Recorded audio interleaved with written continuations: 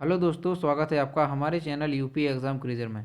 दोस्तों, आज के वीडियो में हम 22 दिसंबर को लोअर 2 के इंटरव्यू में पूछे गए क्वेश्चंस को लेकर आए हैं और ये जो क्वेश्चंस हैं वो हमें एक अभ्यर्थी के द्वारा शेयर किए गए हैं। तो चलिए देखते हैं कि इनसे किस तरह के क्वेश्चन पूछे गए। चेयरपर्सन के द्वारा इनसे कौन कौन से क्वेश्चन पूछे गए वो देखिए।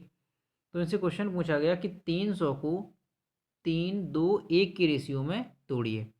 तो देखिए इसके लिए क्या करना होगा, यहाँ पर जो 3 है, 2 है, 1 है, इसको ऐड करेंगे तो कितना होगा 6। और 6 रेशियो की वैल्यू दी गई है यहाँ पर 300। तो सीधा सीधा करेंगे कि 300 डिवाइडेड बाई इसे 6 कर देंगे तो यहाँ पर एक रेशियो की वैल्यू हमें मिल जाएगी 50। ठीक है, एक रेशियो की 50 वैल्यू मिल जाएगी और इसे कितने में तोड़ना है फिर, 3 और 2 1 में। ठीक है, तो 3 की कितनी हो जाएगी 150, फिर 2 की जब 50 में गुणा करेंगे तो 100 और 1 की 50, तो कितना हो जाएगा 150 अनुपात 100 अनुपात 50। ठीक है, इसका ये रेशियो में टूट जाएगा 300 का। अगला क्वेश्चन पूछा गया इनसे कि एक नाव है जो 5 किलोमीटर प्रति घंटे की रफ्तार से तैर सकती है। एक नदी की धार 10 किलोमीटर प्रति घंटा है। नाव धारा के साथ कितनी दूरी तय करेगी 1 घंटे में।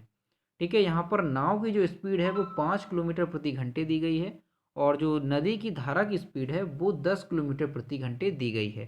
और ये पूछा गया है कि धारा के साथ नाव 1 घंटे में कितनी दूरी तय करेगी। ठीक है, तो धारा के साथ पूछा है तो नाव की और धारा की जो स्पीड है वो ऐड हो जाएगी, यानी कि 15 किलोमीटर जो है वो 1 घंटे में दूरी तय करेगी। अगला क्वेश्चन पूछा गया, यदि ये विपरीत तय करें तो देखिए अगर ये विपरीत दिशा में हो तो फिर कितनी होगी, तो फिर नाव आगे बढ़ने की बजाय पीछे की ओर चली जाएगी। कितना, 5 किलोमीटर। क्यों चली जाएगी, क्योंकि यहाँ पर ये दिया गया है कि नाव की जो स्पीड है वो 5 किलोमीटर है और जो नदी की धारा की है वो 10 किलोमीटर प्रति घंटे है।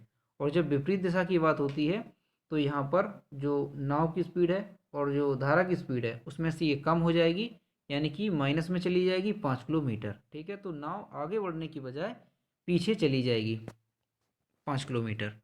अगला क्वेश्चन पूछा गया, यदि विपरीत 15 किलोमीटर आना है तो नाव की चाल बताइए। देखिए अब यहाँ पर क्वेश्चन उन्होंने ये पूछा कि यदि 15 किलोमीटर आना है, ठीक है, विपरीत दिशा में, तो नाव की स्पीड कितनी होनी चाहिए। तो अगर 15 किलोमीटर आना है तो नाव की जो न्यूनतम स्पीड है वो 10 किलोमीटर प्रति घंटे से अधिक होनी चाहिए, क्योंकि 10 किलोमीटर प्रति घंटे जो है वो धारा की स्पीड यहाँ पर दी गई है। और जब तक धारा की स्पीड से नाव की चाल अधिक नहीं होगी तो वो नाव आगे नहीं बढ़ पाएगी। ठीक है, और अगर ये पूछा जाता कि 1 घंटे में तय करने के लिए नाव की कितनी स्पीड होनी चाहिए तो फिर यहाँ पर 25 हो जाता। ठीक है, क्योंकि 10 किलोमीटर धारा की दी गई थी और 25 किलोमीटर अगर नाव की होगी तो 10 वहाँ पर कम हो जाएगी धारा वाली और 15 किलोमीटर नाव तय कर लेगी। ठीक है, अगला क्वेश्चन देखते हैं। अब देखिए लेडीज़ इन पे जो वहाँ पर मैम बैठी होंगी उनसे कौन से क्वेश्चन उन्होंने पूछे इनसे। तो पूछा कि 1857 का सांता विद्रोह, यहाँ पर इन्होंने शायद गलत टाइप किया है, सैन्य विद्रोह होगा, क्यों हुआ, तो ये पूछा गया। तो देखिए सैन्य विद्रोह जो है वो उसका एक कारण माना जाता है कि जो सैनिक थे 1857 की, इसे भारत का प्रथम स्वतंत्रता संग्राम भी कहते हैं 1857 को। तो जो सैनिक थे मंगल पांडे और उनके जो सैनिक थे साथ में, उन्होंने जो चर्बी वाले कारतूस थे उसका प्रयोग करने से मना कर दिया था और इसी को लेकर के ये विद्रोह हो गया था। ठीक है, उसे सैन्य विद्रोह क्यों कहते हैं, तो इसीलिए उसे कहते हैं सैन्य विद्रोह क्योंकि सैनिकों ने उसका विद्रोह किया था, तो इस वजह से उसे सैन्य विद्रोह भी कहा जाता है।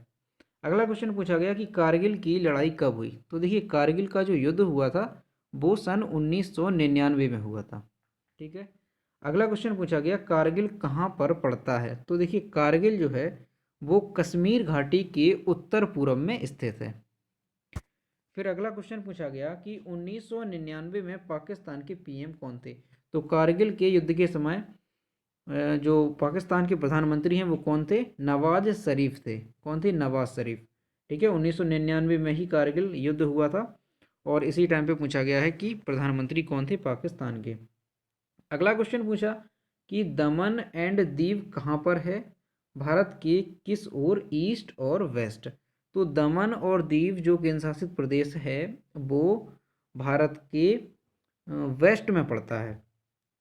यहाँ पर वेस्ट में पड़ता है, गुजरात के दक्षिण में। अगर मैप में आप देखेंगे तो गुजरात के नीचे की ओर पड़ता है, यानी कि गुजरात के दक्षिण में पड़ता है ये। और अगर भारत के नक्शे की बात की जाए तो ये इंडिया मैप की अगर बात की जाए तो ये वेस्ट में पड़ता है भारत में, दमन और दीव।